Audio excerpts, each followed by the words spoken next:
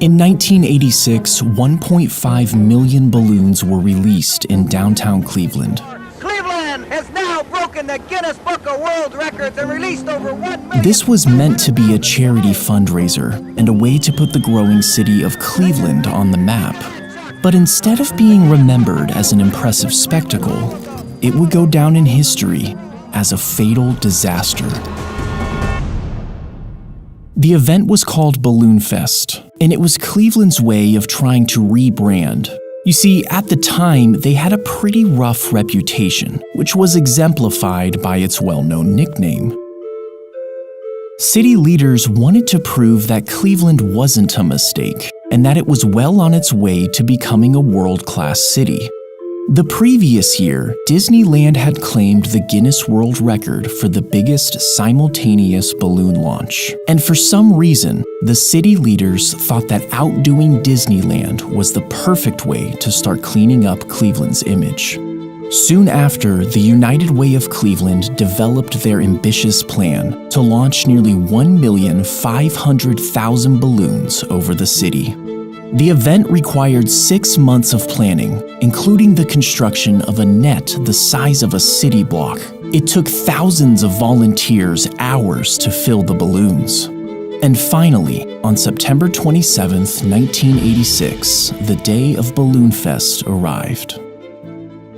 As these final preparations were underway in downtown Cleveland, a very different story was unfolding just to the east on Lake Erie.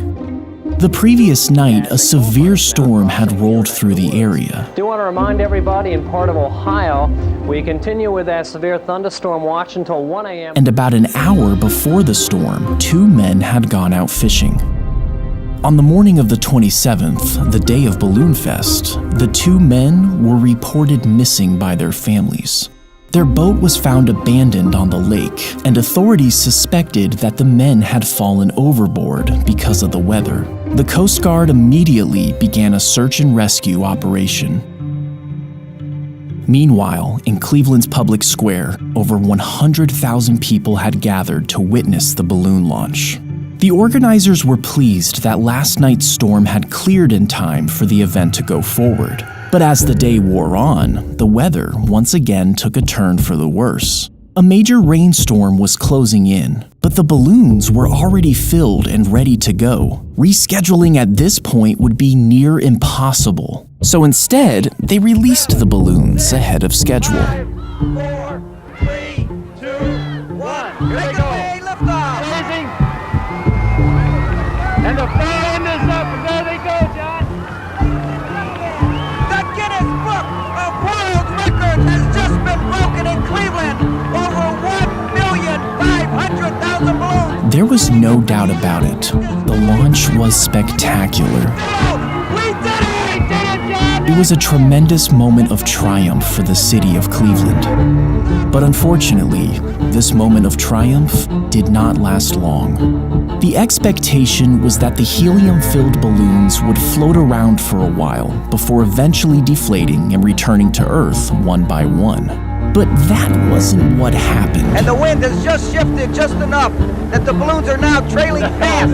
This is beautiful. The balloons are coming back this way. They're coming back. The cold air and oncoming rain immediately pushed the still inflated balloons, tens of thousands of them, back down towards the ground in droves. The result was mass chaos. Balloons, 1.5 million of them, caused quite a stir in Cleveland yesterday. It was A part of northerly wind quickly carried the balloons to Burke Lakefront Airport, and within minutes, the runways were so clogged that all flights had to be suspended. The balloons also started to descend on certain streets, and after a number of car accidents, these roads had to be closed until a bulldozer arrived to clear out the balloons. As all this was going on, the Coast Guard was still out looking for the 2 missing fishermen. Ironically, That big balloon launch in Cleveland today is one of the things that's making this search so tough for the Coast Guard. Balloons had descended on Lake Erie in massive quantities. There's 60% of the balloons launched landed here instead of the planned 10%. It's like trying to find a needle in a haystack here. Can you imagine trying to find somebody floating out here or even spotting a life jacket with all these balloons on the water? On September 29th, 2 days after the balloons were launched, the Coast Guard finally called off the search for the 2 missing fishermen. And shortly after, both men's bodies washed ashore. Balloonfest was featured in the 1988 edition of the Guinness Book of World Records. However, that was the only edition to include it. And shortly after, Guinness ended the category of balloon launching altogether.